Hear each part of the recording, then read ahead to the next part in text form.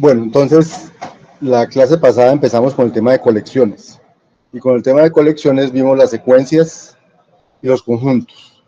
Y en el contexto nos encontramos con la necesidad de escribir sintácticamente algo de manera más sencilla, porque lo podíamos escribir con nuestras funciones de alto orden, pero no era fácil de leer lo que uno quería escribir.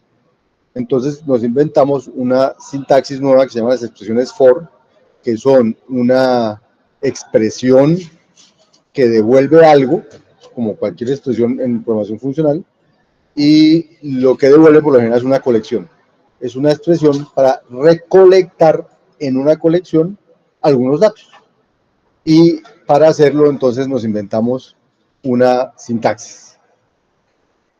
Esa sintaxis entonces la vamos a explorar mejor hoy, vamos a entenderla más a fondo, cómo se traduce esa sintaxis en lo que ya teníamos y por qué es solamente abstracción lingüística, por qué no es un concepto nuevo, porque todo lo que hacemos con expresiones for ya lo podíamos hacer con lo que teníamos, con map, con flat map, con filter, con eso ya podemos hacer lo que hacemos con expresiones for, pero lo que es diferente es que ahora lo podemos escribir de forma más sencilla con las expresiones for. En lugar de una cosa larga que a veces es inentendible, una cosa que sea entendible para el que la lee y diga, ah, ya sé lo que quiere hacer esta persona. Entonces, vamos a empezar con unos ejemplos, de nuevo con expresiones for. Yo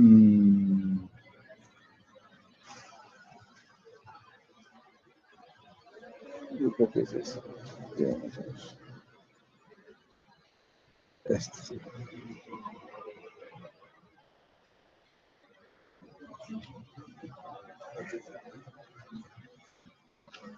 Bueno, entonces, las expresiones for que empezamos a ver la semana pasada son muy útiles para realizar consultas típicas de bases de datos. Por ejemplo, entonces vamos a hacer un ejemplo. Supongan que tenemos una base de datos de libros representada por una lista de libros de escala. Entonces, tenemos en escala una clase que se llama libro, y cuando se crea un objeto de esa clase, se manda el título y los autores. Entonces, por ejemplo, aquí estoy creando una lista de libros, y aquí voy poniendo el libro tal, que son los libros de este curso. El libro Estructura e Interpretación de Programas de Computador, de Abelson y Sussman. El libro Programando en Escala, de Odersky, Spoon y Benners. El libro de Aprendiendo Programación Concurrente en Escala, de Prokopek. Y el libro, que realmente no es un libro, que es un video, que se llama Trabajando Duro para Hacerlo Sencillo, de Martín Odersky. Esas son como las 4 referencias de nuestro curso, entonces las puse en una lista que se llama libros, y es una lista de un objeto que se llama de tipo libro, que lo creé como una case class, con la que lo único que tengo que hacer es decir cómo creo los libros y ya puedo crear los libros, ¿cierto? Con qué parámetros. Ay, no estoy compartiendo, muchachos. O si estaba compartiendo y dejó de compartir esto. No sé si estaba compartiendo, pero justo se quitó.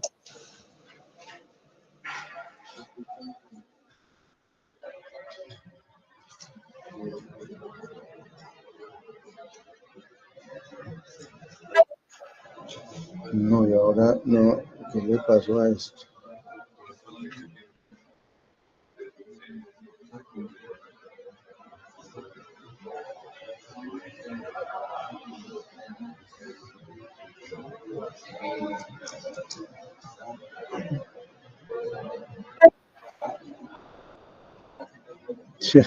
Es que no se ha podido compartir pantalla. Puedo reiniciar el navegador si el problema persiste. Voy a intentar otra vez.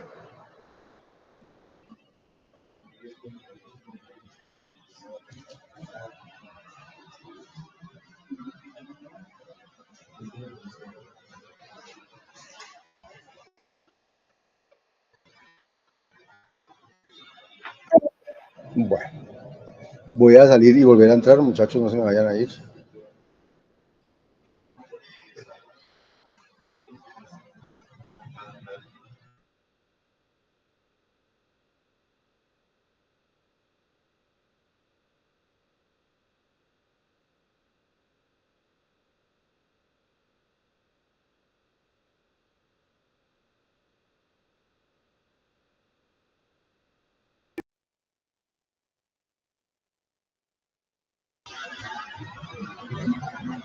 Ya volví, vamos a ver si me deja compartir.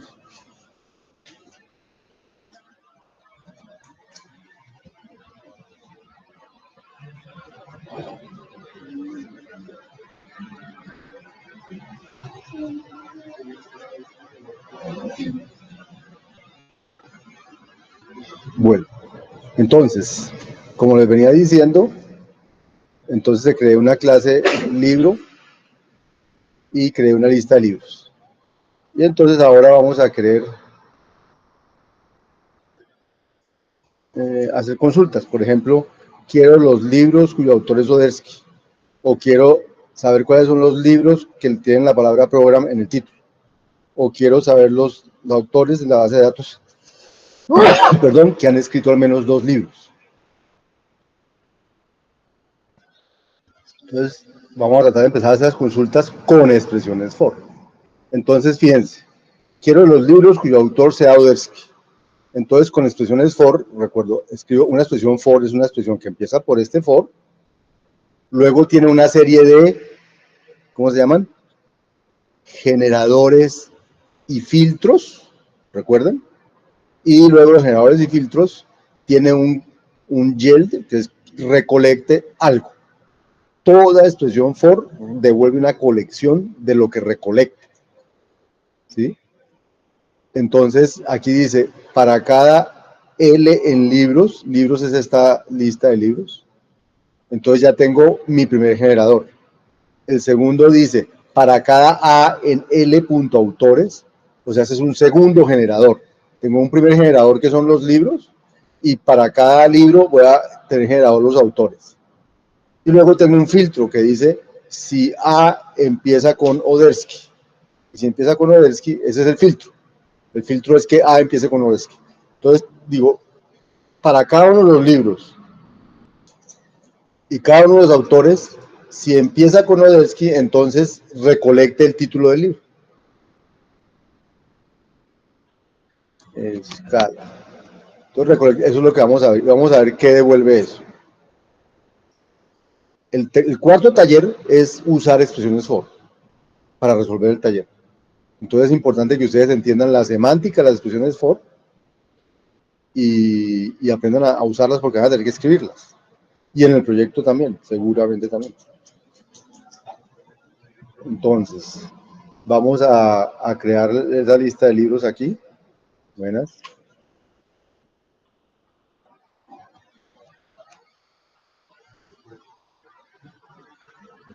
Ahí están. Y vamos a hacer esta consulta. Para cada uno de los libros y cada uno de los autores, recorra cada uno de los libros. Para cada libro recorra cada uno de los autores.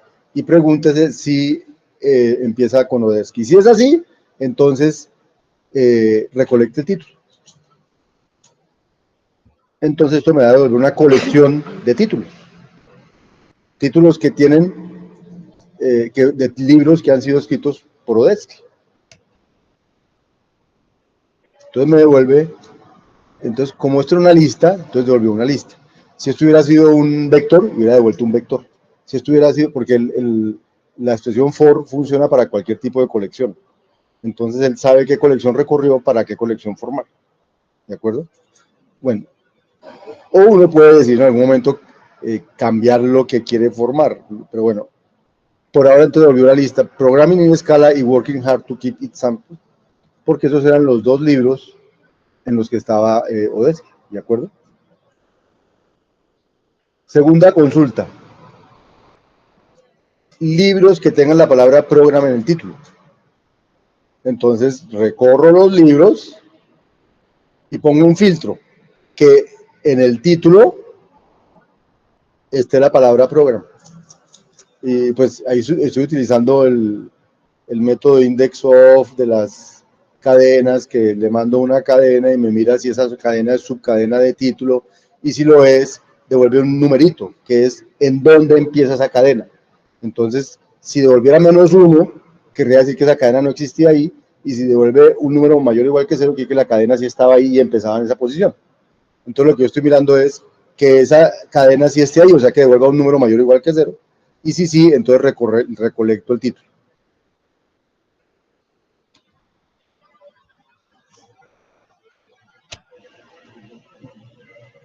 Entonces volvió los libros donde la palabra programa aparece son Structural Interpretation of Computer Programs, ahí está program, o Programming, ahí está program in escala, o Learning Concurrent Programming in escala, ahí está program. Por lo tanto, entonces él encontró 3 títulos así. Lo importante aquí es empezar a sentir la semántica del for, que no es el for imperativo que ustedes están acostumbrados a hacer, porque aquí no estoy declarando una variable imperativa que va a cambiar y a decirme y más, nada de eso tuve que hacer aquí. Yo lo que digo es, las L's van a variar en los libros y para cada L que varía en el libro voy a escoger las que tengan esta propiedad y esas son las que recolecto. Sí, señor.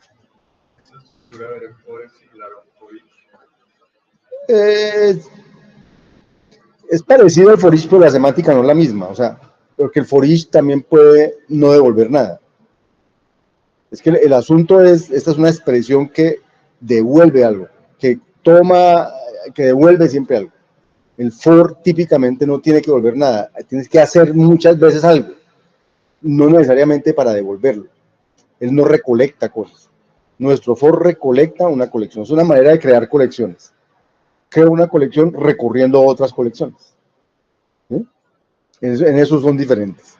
Pero la idea para for each, esas ideas sí son las mismas. O sea, la idea de iterar sobre algo está ahí. ¿Sí? Lo que ahorita vamos a ver es semánticamente, estoy tratando de decirles intuitivamente qué es lo que esto hace, pero ahorita les voy a decir realmente qué es lo que eso hace. ¿Sí?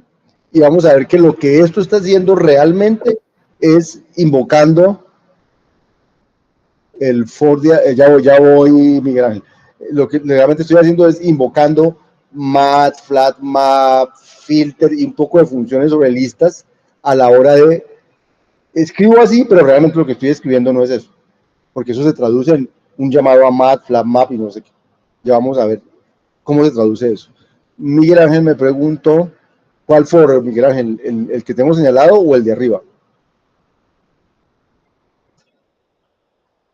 ¿El primerito o el segundo? Miguel Ángel me preguntó por este o me preguntó por este. Miguel Ángel.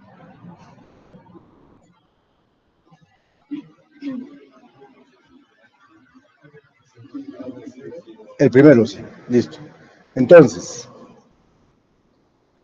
este for, Miguel Ángel, lo que dice es que para cada libro, o sea, L en libros, este es un patrón. En libros, entonces dice, tengo una colección de libros, en este caso una lista, entonces para cada miembro de esa lista de libros, ese se llama L, para cada uno de ellos. Entonces, ¿qué hace? Para cada A que está en la lista, en los autores de ese libro que escogí aquí, ese es mi segundo generador. Y la condición que ponen es que A empiece con Odesky. Entonces, yo recorro todos los libros. Para cada libro recorro todos los autores. ¿Cierto? Si uno de esos autores empieza con Odesky, entonces cumple con estas tres, cumple con que es un elemento generado de esta manera.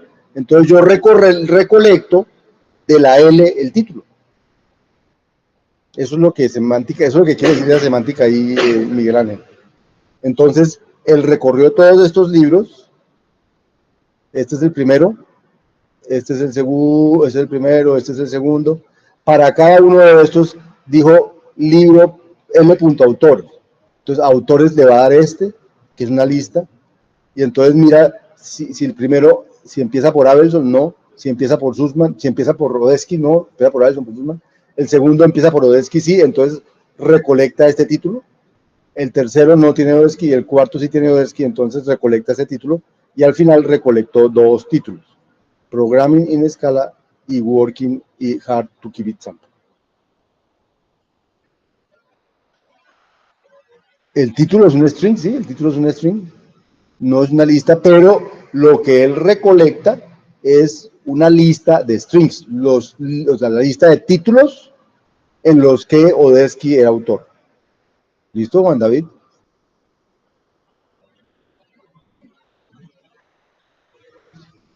Listo, bien. Entonces continuemos. Tercera consulta. Autores que hayan escrito al menos 2 libros en la base de datos. Autores que hayan escrito al menos 2 libros en la base de datos. Entonces, ¿qué vamos a hacer? Voy a decir, bueno, entonces voy a coger los libros y los voy a recorrer con 2 variables, con L1 y con L2. Y voy a decir que deben ser libros diferentes, para decir que son libros diferentes del mismo autor. Y voy a preguntar, voy a coger la lista de autores del uno, la lista de autores del otro, voy a recorrerlas y voy a escoger en los que sean iguales. Entonces, cuando pase todo eso, sea un libro de los libros, otro, que sean diferentes, que A1 sea de la lista de autores del uno, que A2 sea de la lista de autores del otro, y que sean iguales, entonces recolecto el autor 1, porque soy autor 2. O sea, la consulta es, quiero saber qué autores han escrito al menos 2 libros. Entonces, si hago esta consulta, me van a salir un nombres de autores. Si lo vemos aquí, ¿qué autores están en 2 libros? Abelson está solo en uno de estos 2, de 4. Odesky está aquí y está aquí. Y ningún otro. Debe salir solo Odesky, ¿cierto? ¿Y quién? No es el mismo. Odesky, Martin Odesky es el nombre y el apellido. Es el mismo.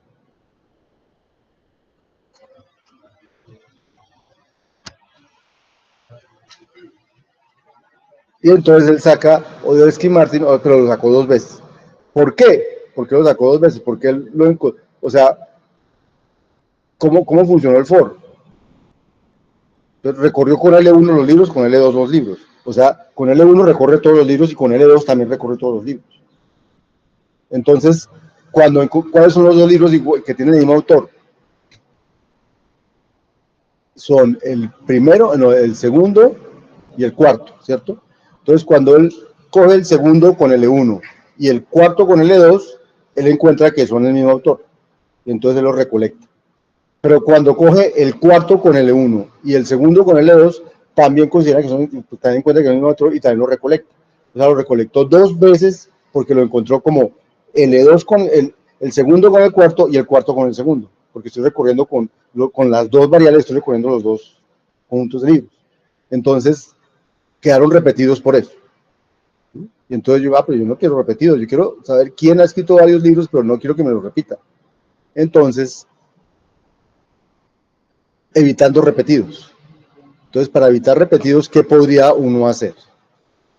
Uno podría decir, bueno, lo mismo que hace cuando recorre de I de 1 a N, J de 1 a N y quiere evitar repetidos.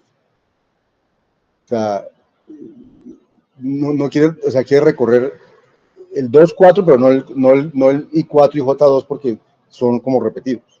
Entonces uno dice que I sea menor que J. Entonces ahí recorre solamente una parte de la matriz, no recorre la otra.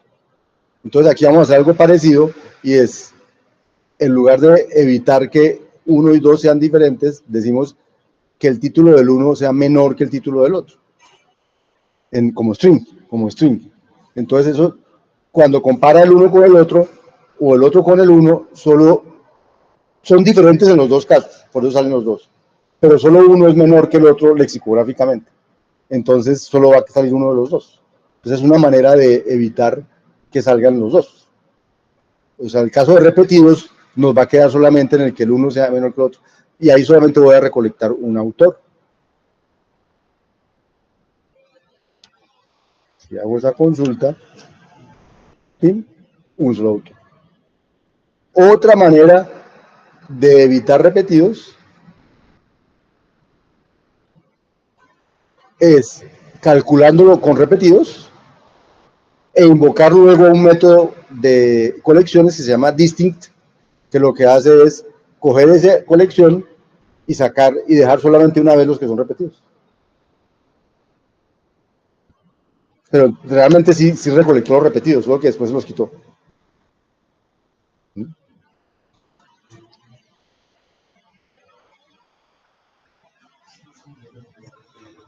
Una manera más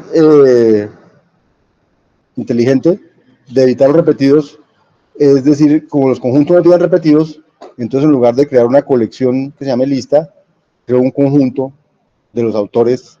Entonces cuando meta dos veces, la verdad es que iba a quedar una sola vez, porque el conjunto no lo repite. Entonces uno podría hacer algo como esto. Cojo el conjunto de libros y lo convierto a conjunto. Y hago la expresión for ya sobre los conjuntos. Entonces, como es sobre conjuntos, él sabe que volvió un conjunto. Entonces, como yo estoy recorriendo son los conjuntos, entonces él va a devolver un conjunto. Y voy a aprovecharme de que los conjuntos no tienen repetidos para que él lo va a meter dos veces al conjunto, pero no va a quedar sin una sola vez, porque en los conjuntos no quedan los repetidos. El conjunto de Oder-Schmidt. ¿Listo? Clarísimo. Entonces, eso es lo que viene aquí, esas consultas. Ta. Entonces, esta primera parte es, recordemos para qué sirven las expresiones for intuitivamente, informalmente. Es la idea que yo le he dicho, lo que hace esto es hacer esto, pero tengo que decirles la semántica real del for para que entendamos por qué hace eso. Porque mucho, lo que quiero decirles es, no es que se hayan inventado nueva, esta nueva instrucción en escala. Lo que acaban de hacer es inventarse un nuevo concepto, pero lo van a implementar en función de lo que ya había. ¿Y qué era lo que ya teníamos? Funciones sobre colecciones, funciones de alto orden sobre colecciones. Entonces vamos a usar funciones de alto orden sobre colecciones para mirar cómo se traduce un for. Esa es la siguiente parte.